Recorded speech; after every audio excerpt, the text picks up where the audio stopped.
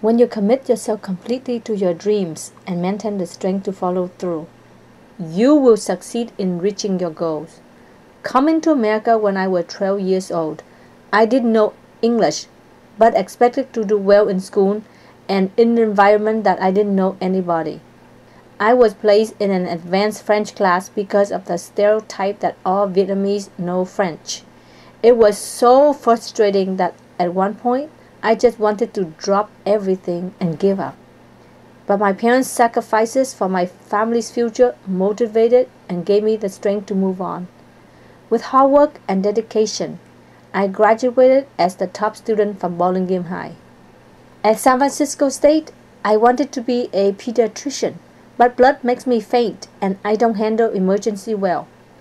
I have always loved working with children, so I decided to become a teacher. I knew I would be a good one. However, one of my professors told me I had a speech impediment, making it impossible for me to teach, and recommended me to see a psychologist who later told me I only have an accent. That made me more determined than ever to become a teacher. After graduating from San Jose State, my very first day of teaching, I was confronted by a colleague who thought I had gotten the job because I am Vietnamese, not because of my hard work and teaching credentials. My first day of class, I had as many parents as students. I worked hard to prove that I am a capable teacher. Becoming a teacher was a rough and challenging road for me, but also enjoyable and full of fond memories. All of my accomplishments would not have been possible if it wasn't for the sacrifices that my parents had made 34 years ago.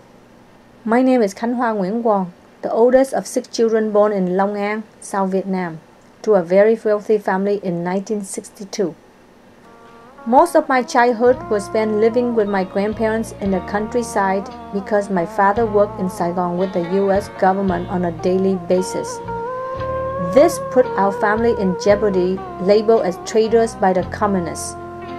Whenever I visit my parents, there were always bodyguards protecting me, watching for undercover communists who would chop my hands or ransom me. When Saigon fell in 1975, people were beginning to panic, fearing the revenge and retaliation as the communists moved slowly toward the capital. My father, who was truly patriotic, wanted to continue fighting and refused to take part in any evacuations. He changed his mind when he looked at the faces of his 6 children, knowing the future would be limited and perilous if he were executed by the communists. We decided to escape at the last minute in the middle of the night. With only the clothes on our back, we jumped on a jeep, drove to the harbor, and boarded his tugboat. At that night, it was chaotic as people were running and screaming. Family members were separated in the midst of confusion, and people were starting to get desperate as they were pushing each other to get into the boat as the smell of gunshot was in the air.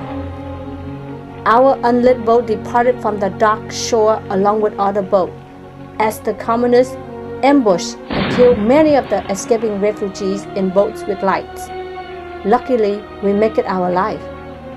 During our journey to Subic Bay, we were attacked by pirates twice. They took all our belongings, leaving us starving and dehydrated. We collect morning dew and flying fish barehanded to feed the 150 people on the boat. But we were barely surviving. Luckily, we were saved by the merchant ship, who gave us Wonder Bread and orange-flavored ice cream. It was like heaven. They also gave us diesel to continue our trip.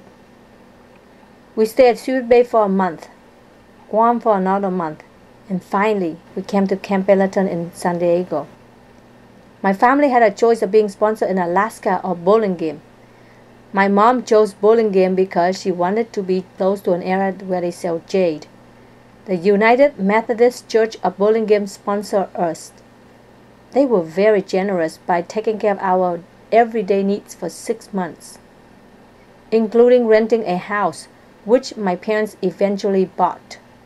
To this day, My parents still live there and attend the church even though they are Buddhists.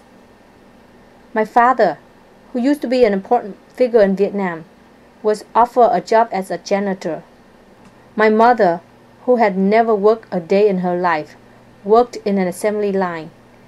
I worked cleaning houses, and my brothers had a newspaper route. I currently teach Vietnamese language and ethnic studies at Evergreen Valley College. I have come full circle, teaching our young people about the refugee experience that I have faced firsthand. I certainly don't regret any experiences because without them, I couldn't imagine who or where I would be today. Life is an amazing gift to those who have overcome great obstacles. And from that, I learned that anything in this world is possible when you take the first step by believing in yourself. Uống nước nhớ làm con phải hiểu, ai ơi hãy nhớ năm xưa những ngày còn thơ không ai